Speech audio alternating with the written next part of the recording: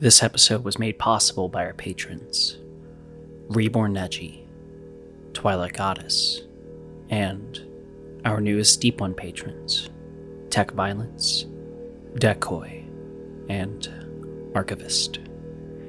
If you would like to support the show, you can find a link to the Patreon in the description.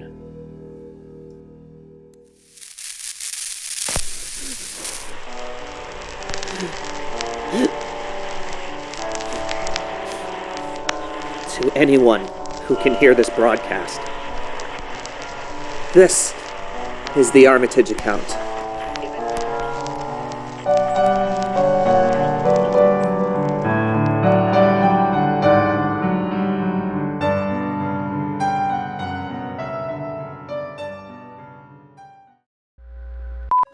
How do I turn this thing on?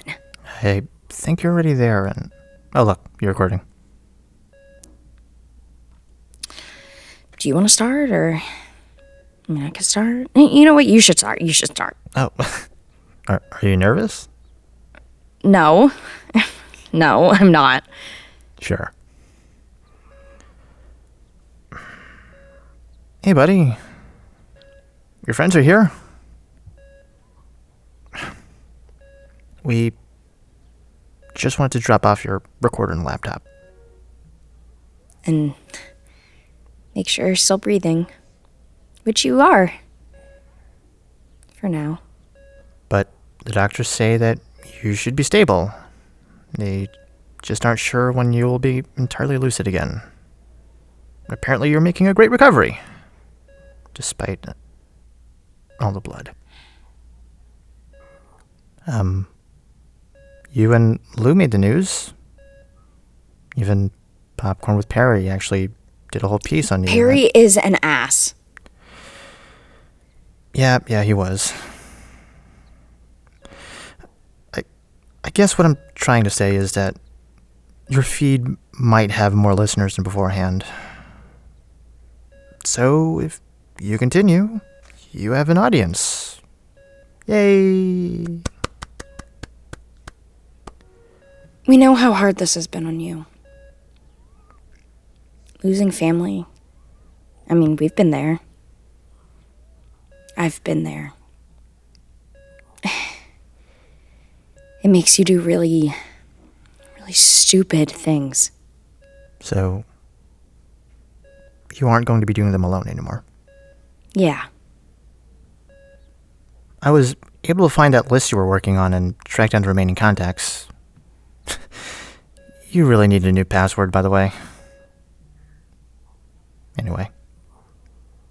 I have some much-needed free time for my assignments, and Lou is on a bit of a paid vacation. Suspension. Same thing, right? No. Okay. So, we're gonna be doing some good old detective work for you. Hitting the streets and asking old people about even older people. Mm-hmm.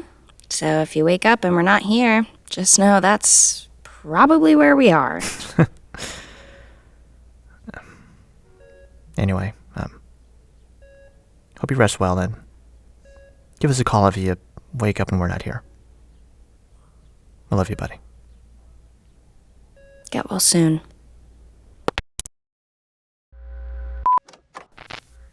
Felix, Lou, thank you. This is Isaac Andrews, September 29th, 1000 hours.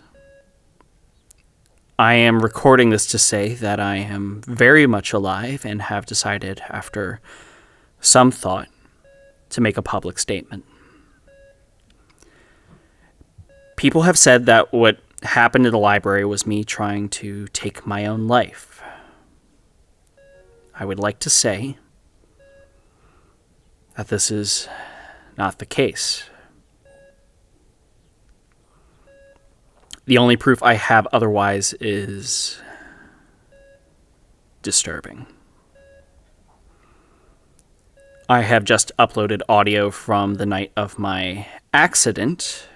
You are free to make your own inferences. Not a single doctor seems to know what actually happened. there are theories.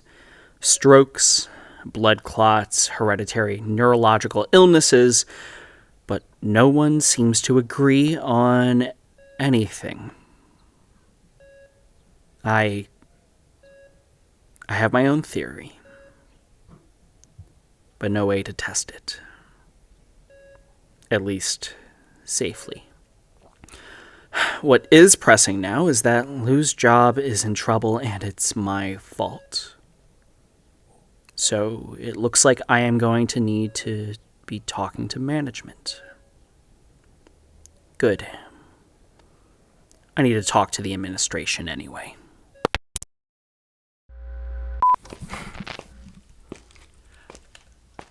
Hello, I have an appointment with Oliver Corbyn. Oh, I didn't realize he had anyone penciled in for noon. I don't think I have a time slot. Mr. Han, head of security, referred me to him. Oh, do you mind if I record you? I'm working on a bit of a project, and this is all feeling rather relevant. Sure. I haven't seen you around here at all. Have you ever met with Headmaster Corbyn before?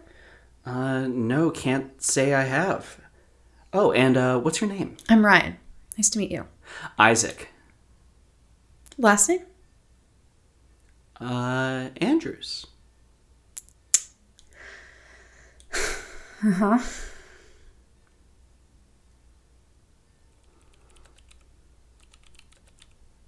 Huh. So, that old flute over there. That's pretty cool, like the design. What about that painting? I love her hair, so... Do you know Leo? Dark. Leo Jackson? It rings a bell. Why? Unfucking believable. I'm sorry? Turn it off. What? Your recorder? Turn it the fuck off. Oh, I am so sorry. One moment. This thing is really difficult You to can't handle. even remember I'm his sorry. name. No, How Leo, I dare do you? remember him. Your It was mother on butchered the set. my Please. brother. My I'm brother sorry. you're I using will- for fucking attention. My brother I miss every Sorry, fucking please. day. Fuck you. Ryan! That's quite enough. Ryan, why don't you take your lunch for now? I'll take care of Mr. Andrews. Yes, Headmaster. Come in, Isaac. Please. That kind of behavior is unacceptable here at the university, and again, I want to sincerely apologize. I didn't think that you would have gotten out of the hospital so soon, and I should have given Ryan more of a heads up about the situation. No. I'm the one who's sorry. They were right about everything. No. Would you like a drink? Oh, sure. Thank you, Headmaster Corbyn. Please, you can call me Oliver. And enjoy. This one was bottled in 1935. Thanks. Do you mind if I record this? No, not at all. Oh, great. So, about Lou. Oh, will this be going on the podcast as well? After all that, probably not. I guess it depends on if something interesting happens, though. Do you think you'll continue the investigation? Maybe, but I've already put Lou in entirely too much risk. Yet, someone definitely wants me there. I see. Any idea who that could be? Has to be faculty. Most likely someone in the administration. Could even be you. That is an interesting theory. But do you have a motive? No, I do not. That's too bad. Well, go on. Make your case for your friend.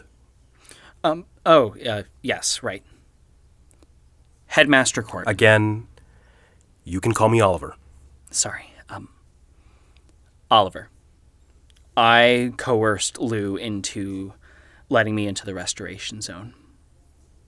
Lou is extremely compassionate and has been the sole provider for herself and Felix since they were kids.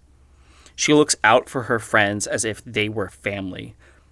So, she saw my grief over my mother, and I took advantage of that. I know this doesn't change anything, but if there is anyone who you should punish, it should be me. Okay. That's it? Okay. Yeah. I'll see to it that Lopez will resume her post at the Miskatonic University Library. And in the meantime, you will be... Expelled, I understand. No. You'll remain a student here. As controversial as your continued enrollment here is, I don't believe you've done anything wrong. There is a catch, isn't there? There doesn't have to be. Or at least I don't want you to see it that way. But Isaac, you are not asking the right questions. You have stumbled upon quite the oddity in the Restoration Zone. And I am in charge of the entire university. So, ask your questions. My mother. Did she ever find it? Armimage's collection? As far as I know, no, she did not. Am I related to Henry Armitage? Maybe, but I don't know. What is the nature of the collection? I don't know. How did it survive the fire? I don't know. What is the mythos? I don't know. Are you the one writing me those notes in those pages? Isaac, what do you know about the headmaster's curse? Each headmaster for the last 71 years, starting with Nathaniel Haynes, has died while in office. Some have gone mad in their final days, others just passed peacefully in their sleep, all of whom have died of strokes or other neurological illnesses. Two things remain constant, though. One, their deaths are roughly 3 to 6 years apart, and two, despite the 100% mortality rate, someone always steps up to the position soon after. You have an eye for detail. I take weird history very seriously. I have a whole podcast on it. Now, ask yourself. I took this spot roughly 3 years ago. I've just turned 40. Do I look like I'm ready to keel over and die? Does it seem like my mind is ready to snap? No, Oliver. My point is, this school has its legends, and while I might seem perfectly healthy and sound of mind, that does not mean that the basis of this myth is false. That place you found, that library, is another legend. So, what does this have to do with you leaving me notes? I can assure you that is not me, but it is indicative of something that might be of interest. And what might that be? Isaac, I'm going to tell you something that I have told no one. When I started working here, I was second to Dr. Andrea Washington. Apart from her being my colleague and mentor, above everything, she was my friend. One day, Headmaster Jemison died in his sleep. The administration was in chaos, and Andrea was nowhere to be seen. It was only at the funeral that she first showed up. She seemed different, more withdrawn, more distant. When I asked her about her absence, she just looked at the casket and said, "I think it's real." A month later, there was a board vote, and she was named the 41st headmaster of Miskatonic University. This wasn't too surprising of a development. Andrea had been working closely with the late Dr. Jemison, after all. What was surprising was how this woman had shown absolutely no interest in the title until right before the board vote. In her new position, my friend became withdrawn from her social life and only focused on her work. We would no longer discuss our lives over drinks at Cross's Corner, nor would we discuss our research in the giddy way only fellow scholars do. Instead, she seemed to just disappear into something I couldn't see. Did you know that we have not had a true head librarian in 83 years? When Henry Armitage died, Headmaster Nathaniel Haynes was so stricken with grief that he took over all head librarian duties. He continued this until his passing by suicide 4 years later. The next headmaster, Dr. Abbott Rousseau, made it so that the position would always be vacant to honor both men in the wake of the tragedy. Each professor since has upheld this tradition, including Dr. Andrea Washington and now myself. After 6 years, I had become head archivist, the closest thing to Henry Armimage's original position. It also meant that I was stuck at an office desk and absolutely bored out of my mind. My earlier career was full of fieldwork, exploring the history of ancient civilizations and the people that they gave birth to. It was exciting, unlike a library. Most of the time. Once I assumed the position, my staff would always inform me when the headmaster entered our confines. Many assumed that I would want to chat with Andrea. No one knew that we'd grown distant. There were always moments when we would be in the same room, of course. I'd catch her eye, we would smile, wave, make small talk, but there was always something hanging over her. One day I heard that she was in my library, and I decided to check in with her. I would ask her for coffee and see if we could rekindle our chats. It was there that I saw her, in the restoration zone. It's funny, when I was in charge of the library, I always wanted to fix up that place. An old empty wing still covered in scorch marks and damage from a fire over half a century ago. Yet whenever I asked for funds from the administration, from Andrea, I was always told that it would be too disruptive or expensive. I never once thought to myself that she might have a reason to keep it dilapidated. I spotted her entering the restoration zone, looking over her shoulder as if trying to make sure she wasn't followed. Now, I could have easily called out to her at that moment. Hello, Andrea. What takes you to the restoration zone? Do you have important university business that requires you to be skulking about? Maybe your footsteps wouldn't be so loud if you actually rebuilt the library. Obviously, I didn't do that.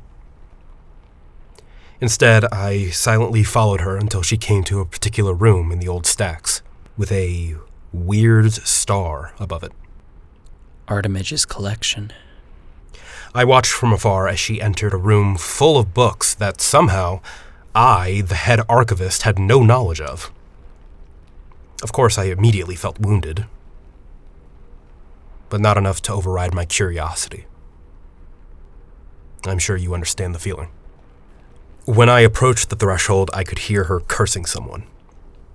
I can't remember the particulars since, this was a good 3 years ago, but it was something to the effect of, "I need you to tell me before he comes back." At this point, I thought that there was some sort of scandal afoot, and that my dear friend was at the heart of it. Perhaps she'd been involved with some shady deals, and this was where she chose to meet her accomplice. But when I looked inside, I realized she wasn't shouting at any one person. She was shouting at books. There were about a dozen thrown out upon the reading desk, all open, and all of various makes and sizes. I was dumbfounded. The emotional whiplash of thinking that your friend might be involved in a calamitous scandal to realizing that they have instead gone insane it's an intense form of shock. Shocking enough, I hadn't even realized that Andrea was staring at me until her eyes locked with mine. Her eyes. She was crying. She kept saying, "No, you weren't supposed to be here," and that I doomed myself somehow. I consoled her, and oddly enough, she kept apologizing to me. She said that she came there to find a way out, but couldn't, and now that I saw, she couldn't save me either. Andrea told me she heard voices in her head. She believed that the books in front of us were supposed to have the answers, a way to get rid of those voices. She said the voice took her to the library shortly after Headmaster Jemison died. The voices were looking for something. Then, while the voices were away, something else started reaching out to her. Something in the collection. It first started with notes, then passages, then outright conversations, from speech to paper. She believed these books were sentient. When I asked her if she could show me one of these notes or passages, she just said it wouldn't come out now. I then read the books myself. They were illegible. Either their print was indecipherable or the languages used were archaic. There was absolutely no way that anyone could have read them, yet she was insisting. For the last 3 years, I believed her to be an undiagnosed schizophrenic. But now, I'm not sure. So, are you telling me that those notes just appeared? All I know is that I have never once been able to read a single book from that room. Yet it seems you have. What happened to her? Andrea? That night, she told me that she was scared. I was too. She thought that the voices would come back, that they would kill me, or worse, get in my head. We stayed in that library all night, and eventually she went to sleep, and the next morning she was silent. I thought she was embarrassed, so I offered to take her home that morning. Instead, she asked if I could stay with her the next night. She said she didn't want to be alone for when the voices came back. But she also didn't want to give the impression that anything was wrong to the staff. So we agreed. We'd go about our workday as if nothing was wrong, and then I'd walk her home that evening. That never happened. I went to pick her up from her office, and that's when I discovered the body. Medical examiner said she had a stroke. And the month after, I was named the 42nd headmaster of Miskatonic University.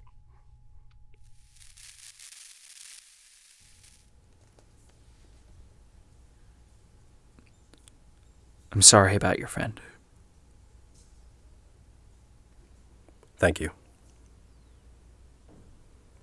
Your mother was one of the best professors this school has ever seen. I don't believe her to have been a monster. And I don't believe you a fraud.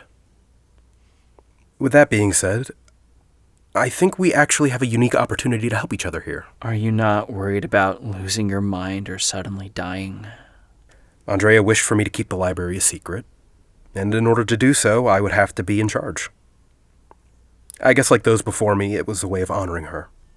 Plus, she said I was already doomed, so if she was right, I didn't think it would make much of a difference. But now, I've met you. You want me to go back there? I have a proposal. I would give you a job. Audio archivist. You could continue to look into your connection to Henry Armitage. Maybe spend some time with that boy Felix. Meanwhile, I can learn if Andrea was right. If she wasn't, then that means that we have a nefarious actor in the administration that needs to be expelled immediately. If she was, on the other hand, well, best not to entertain the impossible. Audio archivist. Do I even qualify for that? Sure. You have a degree in history. It would be better if you had some library science, but an audio archivist needs to have a good grip on the tech above all. And you clearly have that down. People hate me. Your own assistant hates me. It would seem like the school's position is to give my podcast legitimacy. That's simple, okay? You'll just no longer have a podcast. You'll instead record these for yourself and for me. But what if it is ever important for the public to know what your investigation finds, then I trust that we will make the right decision to release all of your recordings in a responsible manner. So do we have a deal? I want to. I'm sorry. I really, really want to, but I don't think I can. I promised Lou and Felix that I would stop. Isaac, I don't want you to put yourself in harm's way. I'm just trying to understand what happened to Andrea. If you can help me, then I would be forever grateful. I'll think about it. Okay? Okay. I'll see to it that the paperwork is ready for your decision. Now, I believe you still need to call your friends. I'm sure they're worried sick about you. Oh, of course. Isaac Andrews, signing off. In order of appearance, this broadcast features Kenny Wynn, Alexander Vonley, Benjamin Collins, Sierra Lynn, aka Mystic, from Autumn Moon Studios, and Abraham Bogale. This broadcast is under a Creative Commons 4.0 Attribution Non-Commercial Share-alike license and is produced and distributed by Scope Productions. You can follow us on Instagram @Armitage account or our website armitageaccount.com, where you can join the Discord server and learn more about our Patreon. Make sure the word is heard. Tell your friends and loved ones about this broadcast. Ensure their safety. Don't have any friends or loved ones? Or just want to spread the word? Then leave a review on Spotify, Apple Podcast, or your favorite podcast provider.